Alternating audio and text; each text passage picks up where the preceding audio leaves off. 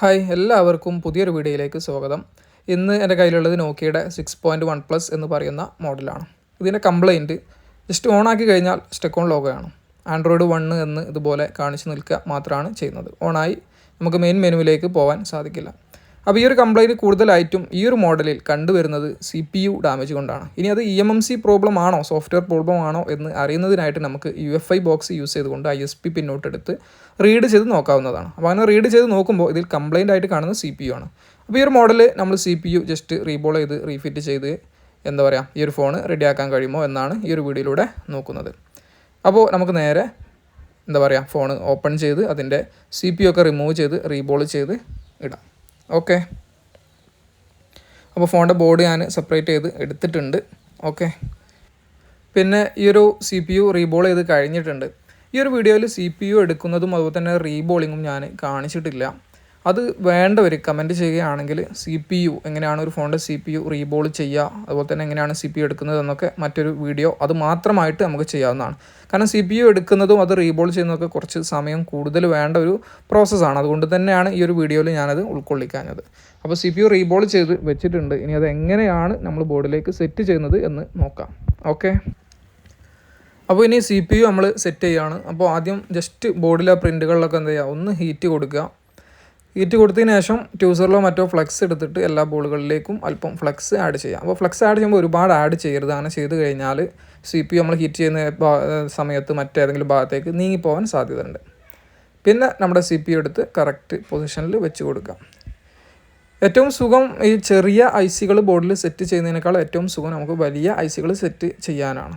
ചെറിയ ICകൾ പെട്ടെന്ന് ബ്ലോവറിൽ കാറ്റോ മറ്റോ വന്ന് പാറിപ്പോകും. എന്നാൽ വലിയ ICകളാണെങ്കിൽ അങ്ങനെ ഒരു ഇഷ്യൂ നമുക്ക് എന്താ പറയുക ഫേസ് ചെയ്യേണ്ട ആവശ്യം വരുന്നില്ല.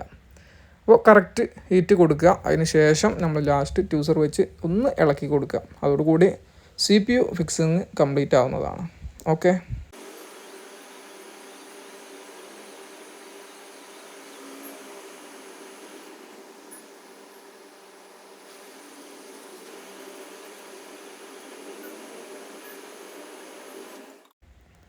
അപ്പോൾ IC സെറ്റ് ചെയ്ത് കഴിഞ്ഞിട്ടുണ്ട്. ഇനി നമുക്കിത് ഇതിൻ്റെ ഡിസ്പ്ലേ കാര്യങ്ങളൊക്കെ കണക്റ്റ് ചെയ്ത് വർക്കിംഗ് ആണോ അല്ലേ എന്ന് ഒന്ന് ചെക്ക് ചെയ്ത് നോക്കാം. ഓക്കെ,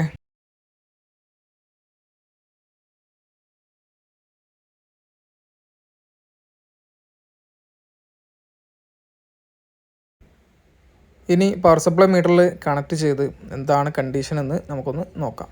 ഓക്കെ,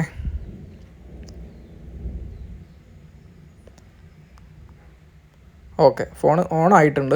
ഇനി ഈ കണ്ടീഷൻ തന്നെ ആണോ അതോ കംപ്ലീറ്റ് ഓണായി വരുന്നുണ്ടോ എന്ന് നമുക്കൊന്ന് നോക്കാം. എന്തായാലും കുറച്ച് സമയമെടുക്കും. ഓക്കെ, കണ്ടല്ലോ നോക്കിയയുടെ ലോഗോ വന്നിട്ടുണ്ട്. ഇനി അത് ഷുവറാണ് ഫോൺ എന്ത് ചെയ്യും കംപ്ലീറ്റ്ലി ഓണായി വരും, അതിൽ സംശയമൊന്നുമില്ല.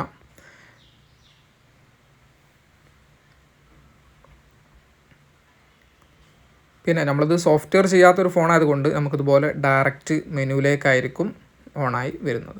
ഓക്കെ, കണ്ടല്ലോ. അപ്പോൾ ഈ ഒരു ഫോൺ ഇവിടെ റെഡി ആയിട്ടുണ്ട്. അപ്പോൾ ഈ ഒരു ചെറിയൊരു വീഡിയോ നിങ്ങൾക്ക് ഇഷ്ടപ്പെട്ടുണ്ടാവും എന്ന് വിചാരിക്കുന്നു. ഇഷ്ടപ്പെട്ടുവെങ്കിൽ ലൈക്ക് ചെയ്യുക, ഷെയർ ചെയ്യുക, നിങ്ങളുടെ വിലയേറിയ അഭിപ്രായങ്ങൾ വീഡിയോക്ക് താഴെ കമൻറ്റ് ചെയ്യുക. അതുപോലെ തന്നെ ചാനൽ ആദ്യമായിട്ട് കാണുന്നവരാണെങ്കിൽ ഒന്ന് സബ്സ്ക്രൈബ് ചെയ്യുക. അതോടൊപ്പമുള്ള ഒരു ബെൽ ബട്ടൺ കൂടി ഒന്ന് എനേബിൾ ചെയ്ത് വെക്കുക. അങ്ങനെയാണെങ്കിൽ ഞാൻ അപ്ലോഡ് ചെയ്യുന്നത് പോലത്തെ വീഡിയോകളൊക്കെ നിങ്ങൾക്ക് നോട്ടിഫിക്കേഷനായിട്ട് ലഭിക്കുന്നതായിരിക്കും. അതുപോലെ തന്നെ നമ്മുടെ ഇൻസ്റ്റിറ്റ്യൂട്ടിൽ വന്ന് കോഴ്സ് ചെയ്യാൻ താല്പര്യമുള്ളവർക്ക് താഴെ കൊടുക്കുന്ന നമ്പറിൽ ബന്ധപ്പെടാവുന്നതാണ്. Full course, short time course, EMMC repairing കോഴ്സുകൾ എല്ലാം തന്നെ ഇൻസ്റ്റിറ്റ്യൂട്ടിൽ നിന്ന് പ്രാക്ടിക്കൽ ആയിട്ട് നൽകുന്നുണ്ട്. അപ്പോൾ താല്പര്യമുള്ളവരൊക്കെ താഴെയുള്ള നമ്പറിൽ ബന്ധപ്പെടുക. എത്രയും പെട്ടെന്ന് തന്നെ ജോയിൻ ചെയ്യുക. അപ്പോൾ ഫ്രണ്ട്സ്, മറ്റൊരു വീഡിയോയിൽ വീണ്ടും കാണാം. ഓക്കെ.